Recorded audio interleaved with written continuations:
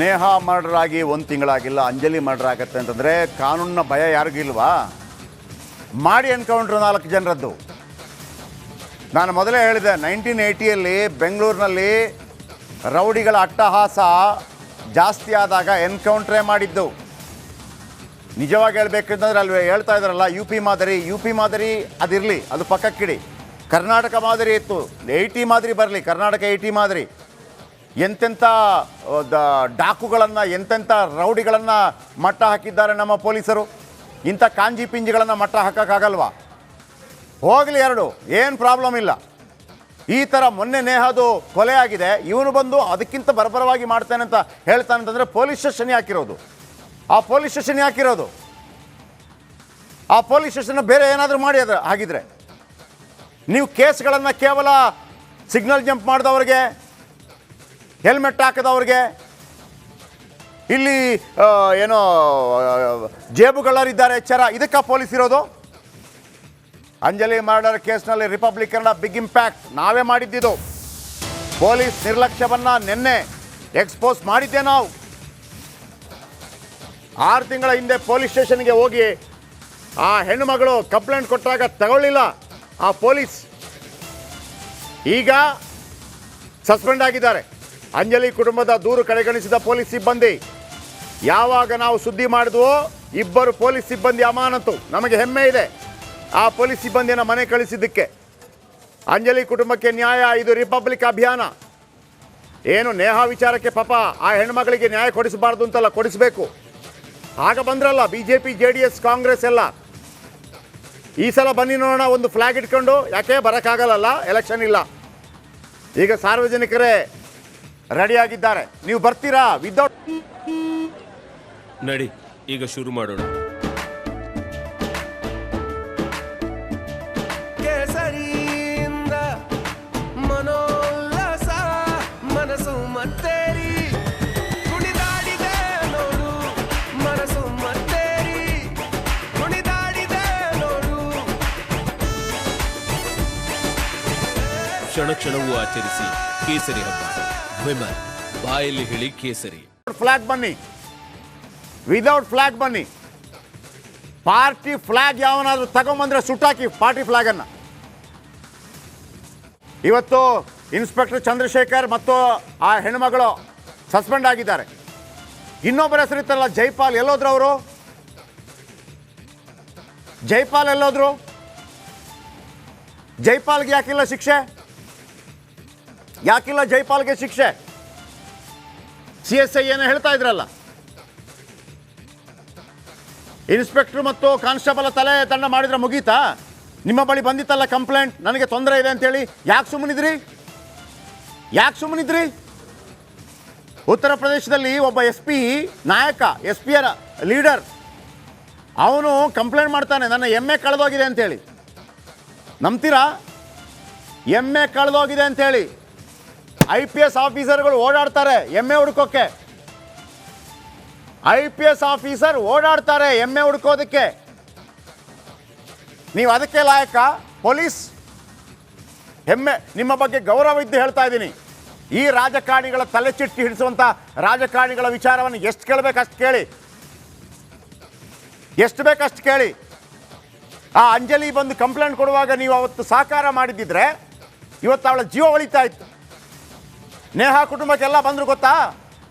ಏನು ದೆಹಲಿಯಿಂದ ಬಂದಿದ್ದೇನು, ವಿಮಾನದಿಂದ ಬಂದಿದ್ದೇನು, ಟ್ರೈನಲ್ಲಿ ಬಂದಿದ್ದೇನು, ಬಸ್ಸಿಂದ ಹೋಗಿದ್ದೇನು, CM ಫೋನ್ ಹೋಗಿದ್ದೇನು. ಯಾಕೆ? ಅಂಜಲಿ ಹೆಣ್ಮಗಳಲ್ವಾ? ಅಂಜಲಿ ಪಾಕಿಸ್ತಾನನಾ, ಬಾಂಗ್ಲಾದೇಶನಾ? ಯಾಕೆ? ನೇಹಾ ಬಂದಾಗ ಎಲೆಕ್ಷನ್ ಇತ್ತು ಪಾಪ, ಹಾಗಂತ ನೇಹಾಗೆ ನ್ಯಾಯ ಸಿಗಬಾರ್ದು ಅಂತ ನಾನು ಹೇಳ್ತಾ ಇಲ್ಲ. ಇವತ್ತು ಇನ್ಸ್ಪೆಕ್ಟರ್ ಚಂದ್ರಶೇಖರ್ ಮತ್ತು ಹೆಡ್ ಕಾನ್ಸ್ಟೇಬಲ್ ಸಸ್ಪೆಂಡ್ ಆಗಿದ್ದರೆ ಅದಕ್ಕೆ ರಿಪಬ್ಲಿಕ್ ಕನ್ನಡ ಕಾರಣ.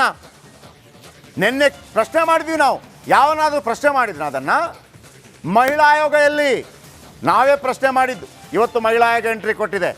ಯಾಕೆ? ಪ್ರಜ್ವಲ್ ರೇವಣ್ಣ ವಿಚಾರಕ್ಕೆ ಮಾತ್ರ ಬಂದು ಆ ಹೆಣ್ಣು ಮಕ್ಕಳಿಗೆ ಮಾತ್ರನೇ ನ್ಯಾಯ, ಅಂಜಲಿಗಿಲ್ವಾ? ಅಂಜಲಿ ಕುಟುಂಬಕ್ಕೆ ನ್ಯಾಯ. ನೀವು ಯಾವ BJPನೂ ಬರಬೇಡಿ, ಕಾಂಗ್ರೆಸ್ಸು ಬರಬೇಡಿ, JDS ಬರಬೇಡಿ, ರಿಪಬ್ಲಿಕ್ ಕನ್ನಡ ಇರುತ್ತೆ ಅಂಜಲಿ ಜೊತೆ. ಯಾವೊಂದಾದ್ರೂ ಫ್ಲ್ಯಾಗ್ ಕಾಣಲಿ, ಬೆಂಕಿ ಹಿಡಿ ಅದಕ್ಕೆ, ಆ ಫ್ಲ್ಯಾಗಿಗೆ. ಯಾವುದೇ ಪಾರ್ಟಿ ಫ್ಲ್ಯಾಗ್ ಆಗಿರಲಿ. ಯಾಕೆ ತಮಿಳ್ನಾಡಲ್ಲಿ ಮಾಡಿಲ್ವಾ ಜಲ್ಲಿಕಟ್ಟು ಅಭಿಯಾನಕ್ಕೆ? ಅಲ್ಲಿ ಏನು ಕಡಿಮೆ ಇತ್ತಾ ಅಣ್ಣಾ D M K flag? MDMK ಅಣ್ಣಾ DMK ಎಷ್ಟು ಫ್ಲ್ಯಾಗು? ಯಾವನು ತರಲಿಲ್ಲ. ಯಾಕಂದರೆ ಅದು ಅಸ್ಮಿತೆ ಪ್ರಶ್ನೆ. ಅಂಜಲಿ ನಮ್ಮ ರಾಜ್ಯದ ಹೆಣ್ಣುಮಗಳು, ನಮ್ಮ ರಾಜ್ಯದ ಹೆಣ್ಣುಮಗಳು. ನಾನು ಮತ್ತೊಮ್ಮೆ ಹೇಳ್ತಾ ಇದ್ದೀನಿ, ದಯವಿಟ್ಟು ಈ ವಿಚಾರದಲ್ಲಿ ರಾಜಕೀಯ ಪಕ್ಕಕ್ಕಿಡೋಣ. ನಿನ್ನೆ ಬೀದಿಗಿಳಿದಂಥ ಎಲ್ಲ ಆ ಮಹನೀಯರಿದ್ದಾರಲ್ಲ, ಆ ವಿಜುವಲ್ ಇದ್ರೆ ಹಾಕಿ. ನೆನ್ನೆದು ಮಹಿಳಾ ಆಯೋಗ ಭೇಟಿ ಕೊಟ್ಟಿದೆ. ಇದು ನಮ್ಮ ಇಂಪ್ಯಾಕ್ಟ್, ಇದು ನಮ್ಮ ಇಂಪ್ಯಾಕ್ಟ್. ಎಲ್ಲಿದೆ ಮಹಿಳಾ ಆಯೋಗ ಅಂತ ಕೇಳಿದ್ವಿ ನಾವು. ಪ್ರಜ್ವಲ್ ರೇವಣ್ಣ ವಿಚಾರದಲ್ಲಿ ಮಾತ್ರ ಅಲ್ಲ, ಕೇವಲ ಮಹಿಳಾ ಆಯೋಗಗಳು ನಮ್ಮನ್ನು ಯಾವ ದೊಡ್ಡ ಸ್ಥಾನದಲ್ಲಿ ಕೂರಿಸಿದೆ, ಹಾಗಾಗಿ ಕಾಂಗ್ರೆಸ್ಗೆ ಸಪೋರ್ಟು, BJPಗೆ ಸಪೋರ್ಟು ಇದೇ ಮಾಡ್ತಾ ಕೂತ್ಕೋಬೇಡಿ. ಮಾಡಿ ಒಂದು 10%, ನಾನಿಲ್ಲ ಅಂತ ಹೇಳಲ್ಲ, ಮಾಡದೇ ಇರೋಕ್ಕಾಗಲ್ಲ. ಹಾಗಂತ ಆ ಒಂದು ಸ್ಥಾನಮಾನಕ್ಕೊಂದು ಗೌರವ ಇದೆಯಲ್ಲ. ಆ್ಯಂಡ್ ಐ ಅಪ್ರಿಷಿಯೇಟ್ ಮಹಿಳಾ ಆಯೋಗವನ್ನು. ಮಹಿಳಾ ಆಯೋಗದ ಅಧ್ಯಕ್ಷೆಯನ್ನು ಅಪ್ರಿಷಿಯೇಟ್ ಮಾಡ್ತೀನಿ. ನಿಜವಾಗಲೂ ಬಂದಿದ್ದಾರೆ. ನಾನು ಅಂದ್ಕೊಂಡೆ ನೀವು ಕೇವಲ ಕಾಂಗ್ರೆಸ್ಗೆ ಲಾಭ ಆಗೋದಿದ್ದರೆ ಮಾತ್ರ ಬರ್ತೀರಿ ಅಂತ. ಅಲ್ಲ, ನೀವು ಬಂದಿದ್ದೀರಿ, ಅಪ್ರಿಷಿಯೇಟ್ ಮಾಡ್ತೀನಿ ನಿಮ್ಮನ್ನು. ಜೊತೆಗೆ ಸಸ್ಪೆಂಡ್ ಮಾಡಿದಾರಲ್ಲ ಪೊಲೀಸ್ ಅಧಿಕಾರಿಗಳನ್ನು, ಅದನ್ನೇ ಅಪ್ರಿಷಿಯೇಟ್ ಮಾಡ್ತೀನಿ. ಆಮೇಲೆ ಹುಬ್ಬಳ್ಳಿಯ ಮಹಾಜನತೆ ನಿನ್ನೆ ಚೆನ್ನಮ್ಮ ಸರ್ಕಲ್ನಲ್ಲಿ ಎಲ್ಲ ಒಂದು ಸೇರಿದ್ರಲ್ಲ. ನೀವು ಜಾತಿ ನೋಡಿ ಒಂದು ಸೇರಿದ್ದಲ್ಲ, ಪಾರ್ಟಿ ನೋಡಿ ಒಂದು ಸೇರಿದ್ದಲ್ಲ. ಆಮೇಲೆ ಇದು ನಮ್ಮ ಸಮಾಜದಲ್ಲಿ ಆ ಹೆಣ್ಣುಮಗಳಿಗಾದಂಥ ಅನ್ಯಾಯ. ದಯವಿಟ್ಟು ಅದೇ ಜಾತಿಯವರು ಮಾತ್ರ ಬರಬೇಕು, ಹಂಗೆಲ್ಲ ಮಾಡಬೇಡಿ ದಯವಿಟ್ಟು. ರಾಜಕೀಯ ಪಕ್ಷಗಳ ಕಾರ್ಯಕರ್ತರು ಬರೋದಿದ್ರೆ ಒಳಗೆ ಸೇರಿಸ್ಕೊಳ್ಳಿ. ಫ್ಲ್ಯಾಗ್ ಇಟ್ಕೊಂಡು ಬಂದರೆ ಹಂಗೆ ಓಡಿಸಿ, ಅಟ್ಟಾಡಿ ಓಡಿಸಿ. ಯಾಕೆ ನೇಹಾಗೊಂದು ನ್ಯಾಯ, ಅಂಜಲಿಗೊಂದು ನ್ಯಾಯನಾ? ಎರಡು ನಮ್ಮ ಹೆಣ್ಮಕ್ಳಲ್ವಾ?